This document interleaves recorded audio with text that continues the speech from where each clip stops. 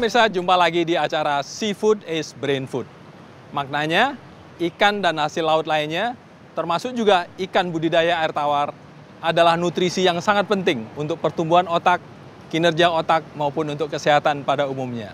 Nah, mumpung kita sekarang berada di Surabaya, ibu kota Provinsi Jawa Timur, kita akan mencicipi berbagai masakan bandeng tradisional. Nah, untuk itu kita datang dulu ke Gresik, tempat pelelangan ikan yang khusus ikan bandeng. Kita ke Gresik.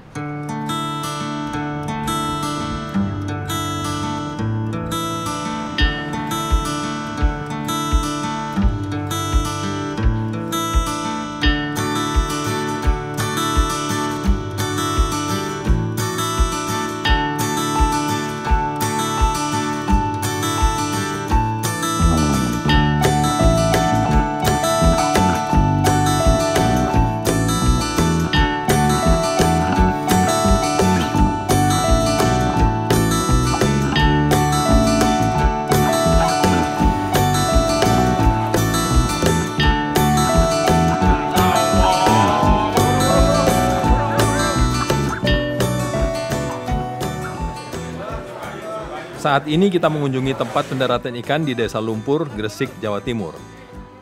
Salah satu tangkapan penting yang banyak didaratkan di sini adalah bandeng.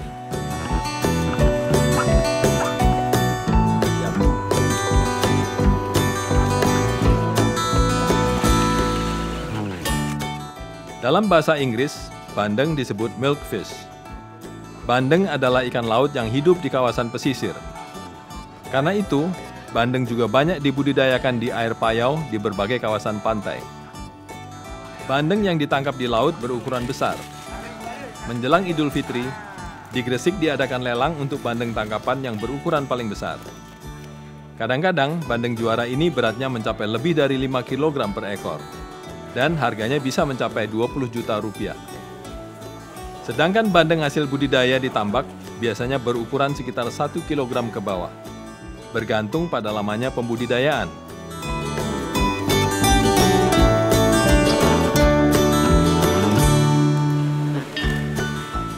Bila tambaknya kurang bersih, bandengnya akan berbau lumpur.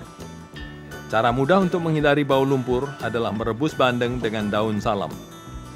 Cara lain adalah melakukan purging, yaitu memindahkan bandeng ke tangki air bersih dan sengaja tidak diberi makan. Setelah 3 hari, bandeng akan kehilangan bau lumpurnya. Pemirsa, setelah kita mengenal bandeng lebih jauh, tentu kita juga ingin mencicipi masakan bandeng khas Gresik. Mari kita singgah ke warung Mbak Tipah yang tampak dari sini.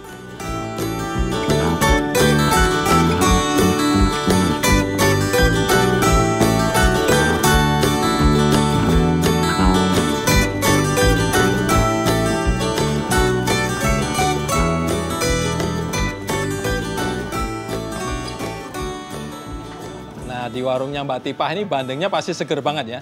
Soalnya persis di pinggirnya TPI kan. Bandeng dari sana langsung diolah, langsung disajikan.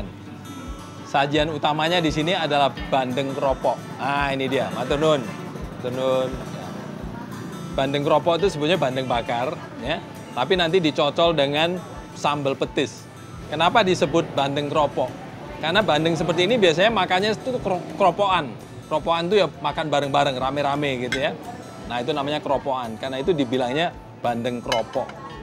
Nah, bandeng itu nggak hanya ikannya aja, jeroannya itu ya, isi perutnya itu juga bisa ditumis seperti ini. Namanya wedel. Jadi ini isi perutnya bandeng, dimasak juga ditumis gitu ya. Nah, ini ada lagi yang namanya shrimping. Shrimping itu scallop. Scallop yang masih kecil ya. Nah, ini juga enak banget pokoknya. Yuk, kita cobain bandeng keropoknya ya. Wah.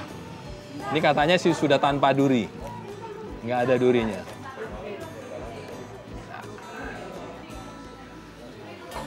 Sekali sambal petisnya, wah, mantap lah pokoknya.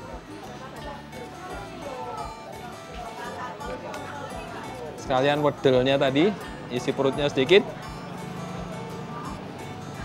sama shrimping juga sedikit. Wah.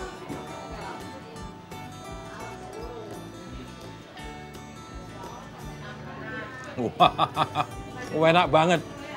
Maknyus. maknyus. Bandeng itu kalau memang seger gitu ya, manis banget rasanya. Manis alami ya, nggak pakai gula.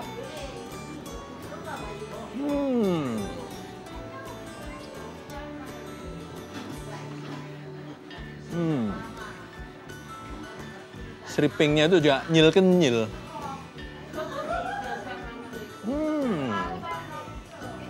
Kalau menurut saya ya, bandeng itu memang ikan yang salah satu jenis ikan lokal yang gurih banget. Gurih dan ada manis alaminya ya, apalagi kalau masih kecil gitu ya. Ini kan sudah agak besar ya, barangkali sekitar setengah kilo gitu. Itu juga masih manis.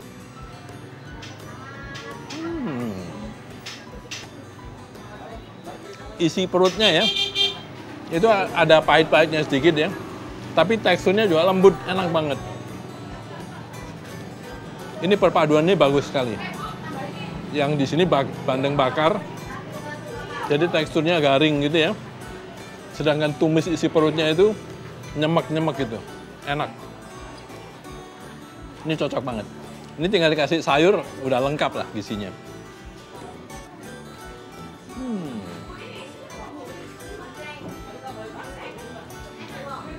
Oke pemirsa, kita jalan lagi, masih tetanggaan di sini, ya. Di situ ada oleh-oleh khas dari Gresik, namanya otak-otak bandeng. Kita ke sana.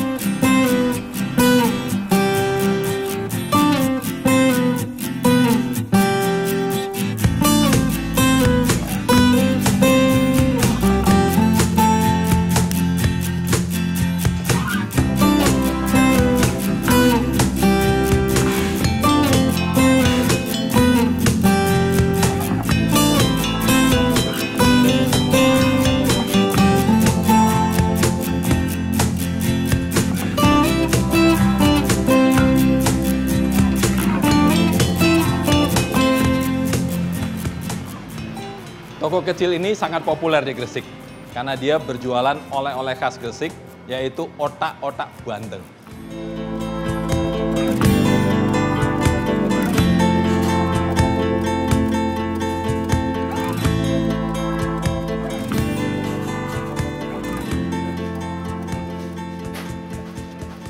Nyun setunggal Bu, otak-otak ipun.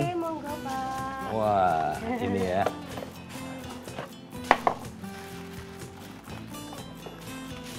Nah pemirsa, ini yang namanya otak-otak bandeng. Saya bilangnya otak-otak ya, bukan otak-otak.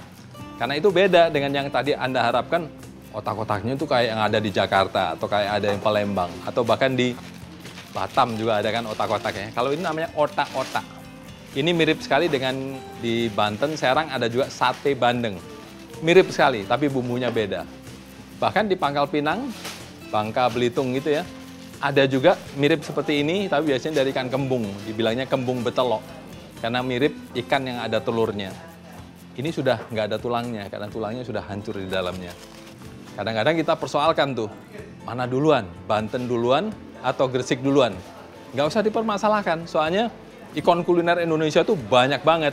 Yang mirip juga banyak, tapi tetap beragam. Nanti kita cicipin ya. Nyun kalih Bu.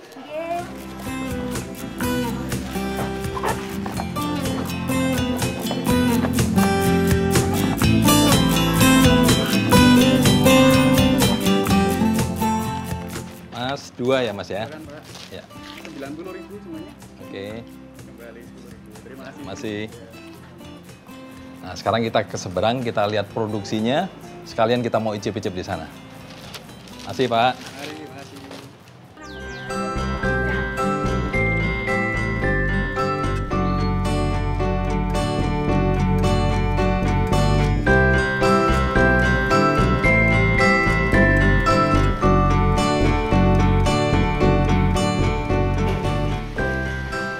tempat ini setiap hari diproduksi sekitar 3 atau 4 kuintal bandeng atau kurang lebih 700 ekor. Jadi kalau bandengnya seperti ini, maka dia rata-rata satu ekornya itu adalah 500 gram ya, atau setengah kilo. Nah, seperti produksi-produksi yang lain, selalu harus dimulai dengan ikan yang segar. Ini kelihatan kan? Ikannya segar, nggak ada aroma-aroma amisnya sama sekali. Matanya juga bening ya, bersih, bagus. Nah, di sini proses pertama adalah disisikin dulu atau disiangi ya. Pokoknya isi perutnya juga dibuang, dikeluarkan. Lalu diambil kulitnya saja, dalamnya dikeluarkan. Nah, dalamnya itu daging sama tulangnya itu dimasukkan ke dalam mesin ini, kemudian diputar, dipisahkan antara daging dengan tulang. Dulu katanya ya, sebelum ada mesin ini, mereka dari pagi sampai siang itu ya, baru selesai pekerjaannya. Tapi sekarang dengan adanya mesin, 1 jam semuanya udah beres. Nanti tinggal dibumbuin, lalu kemudian dimasukkan lagi ke dalam sini dan diproses. Nah, di sini selain membuat otak-otak bandeng, juga ada bandeng presto, ada bandeng asap, pepes bandeng, dan lain-lain. Pokoknya komplit lah kalau mau belanja di sini.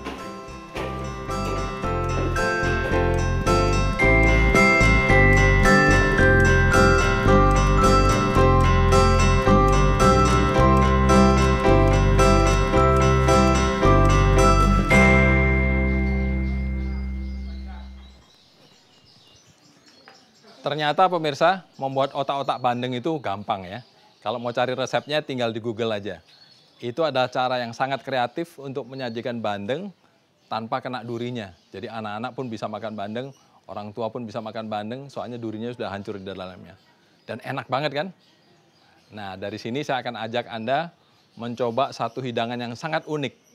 Namanya bandeng bakar lempung. Yaitu ikan bandeng dibakar dalam tanah liat gitu. Asik dah pokoknya. Tepatnya di Taman Mangrove di daerah Kenjeran, Surabaya. Ayo ikut saya.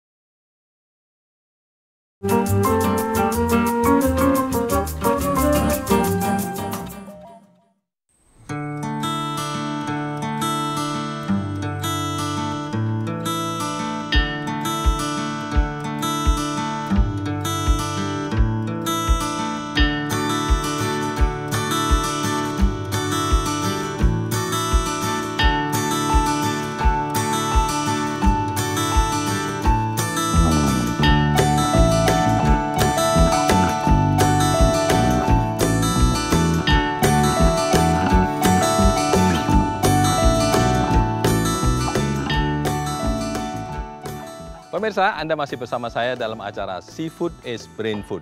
Sekarang kita sedang berada di Taman Mangrove atau Taman Bakau yang letaknya di Desa Wonorejo, itu di kawasan Kecamatan Rungkut. Nah, ini adalah satu hutan bakau milik negara yang dikonservasi dan luas totalnya itu sampai sekitar 223 hektar. Nah, kita tahu kan bahwa Indonesia itu sebagai satu negara kepulauan itu memiliki luasan hutan bakau yang paling besar di dunia. Hebat kan? Sayangnya banyak sekali hutan bakau kita yang mulai rusak. Padahal hutan bakau itu sangat penting bagi ekosistem, bagi lingkungan kita. Salah satu fungsi hutan bakau ini yang paling penting adalah untuk menjaga kestabilan kawasan pesisir.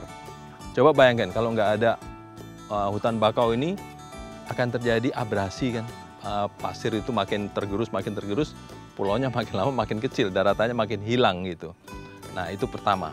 Lalu yang juga penting adalah untuk ikan-ikan lautnya sendiri. Karena di daerah ini juga banyak jenis-jenis ikan, jenis-jenis seafood yang bertelurnya di sini.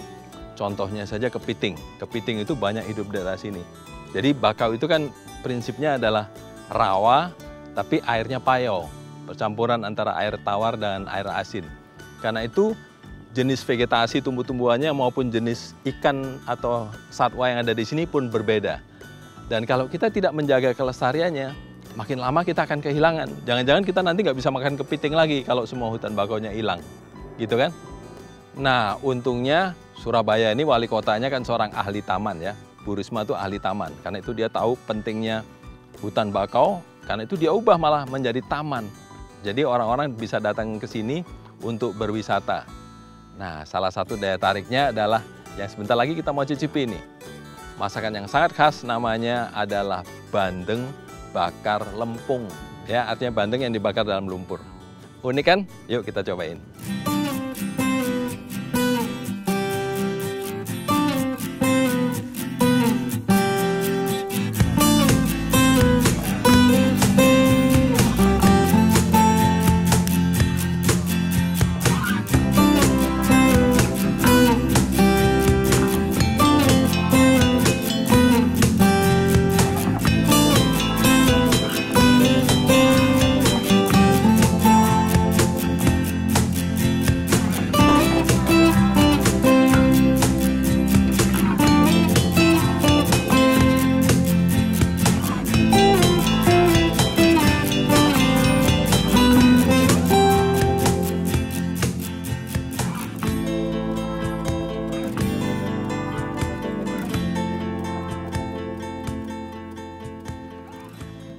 Assalamualaikum Pak Fatoni. Waalaikumsalam. Wah, ndamel nopo niki? Ini Pak bakar bandeng lempung. Bandeng dibakar nganggo lempung ya Pak. Iya. Jadi artinya memang seperti tadi saya bilang ya, bandengnya dibakar pakai lumpur. Iya. Apalagi bandengnya situ kepanasan. Saya di sini aja kepanasan Pak. Iya memangnya. Kalau di sini saya seperempat jam aja udah pasti saya juga ikut mateng. Iya. Ini nggak pakai bumbu berarti Pak ya? Belum. Belum pakai bumbu, Iya. cuman dibakar. Bungkus lempung Kita dulu. bungkus lempung. Lempungnya dari mana nih Pak? Ini dari Tambak juga. Lempung tambak juga ya berarti Iya. ya? Berarti sudah ada garamnya dong ya? Sudah ada Iya. asin-asinnya gitu ya? Kalau kita Oke. ngambil misalnya lempung dari sawah nanti mempengaruhi rasa. Oh ikan gitu ya? Itu, iya. Berarti rasanya rasa sawah nantinya ya? Iya nanti. Oke, oke. Kurang. Berarti ini lebih orisinil gitu. Iya. Pesan satu Pak ya? Iya, Saya makan di sana. Iya, Masih, iya. masih. Terima kasih.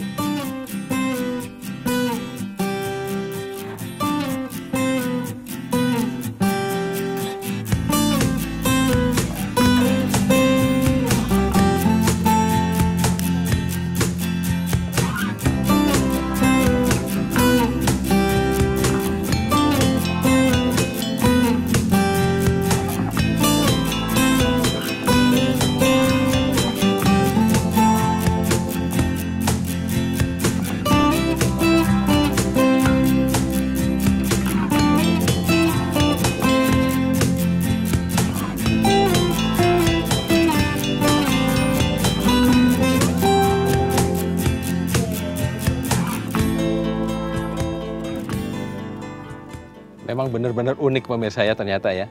Nah tadi itu waktu saya lihat bagaimana bandeng bakar lempung atau bandeng bakar tanah liat ini dibuat ya. Saya langsung ingat ada satu makanan yang khas sekali ya di negeri Tiongkok ya, di negeri Cina. Namanya Beggar's Chicken. Beggar's Chicken itu terjemahnya adalah ayam pengemis. Jadi ayam utuh gitu ya. Lalu di dalam perutnya itu dikasih bumbu-bumbu. Kemudian ayam itu dibungkus dengan daun lotus. Lotus itu yang seperti teratai itu ya. Kemudian sesudah dibungkus dengan daun lotus, dibungkus lagi dengan tanah liat atau lempung tadi itu. Sampai kurang lebih tebalnya antara 1 sampai 2 cm gitu. Sehingga seperti bola gitu, terus dibakar di dalam tanah liat. Nah ini berarti sama persis teorinya dengan yang tadi itu ya. Cuman bedanya tadi dia nggak bumbuin ikannya ini, tapi dikasih sambal petis di sini. Kayak Surabaya lah mesti ya. Nah kalau saya lihat di sini memang tekstur dagingnya itu kelihatan cantik banget. Warnanya cantik. Wah, coba ya. Wih, di tangan pun terasa garing ya, tapi empuk. Saya coba gini ya, tanpa bumbu dulu deh. Enak. Enak. Ini rasa natural ya. Rasa natural dari bandeng. Rada-rada manis gitu. Nah memang kalau bandeng kayak gini, mau nggak mau tentu masih ada durinya yang halus kecil-kecil ya. Maknyus, enak ini. Nah sekarang saya mau ambil dagingnya. Wah, masih panas. Karena memang dibakar dalam tanah liat tadi berarti apa? Panasnya itu tersimpan di dalam sampai lama. Nah, saya siram sedikit dengan sambal petis.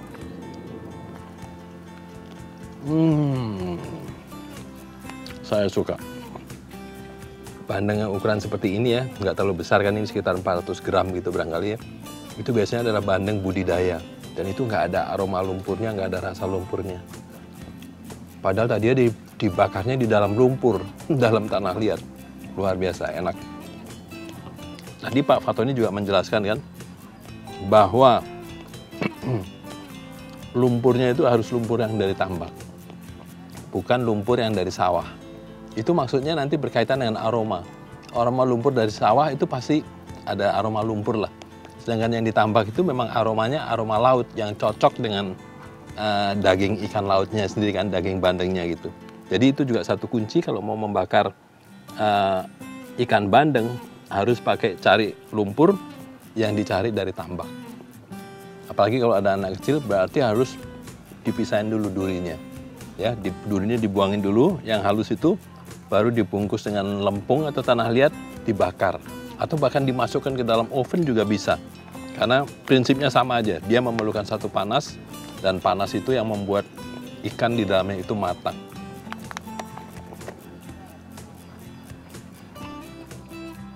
Hari ini kita sudah mencoba 3 makanan yang semuanya dari Bandeng.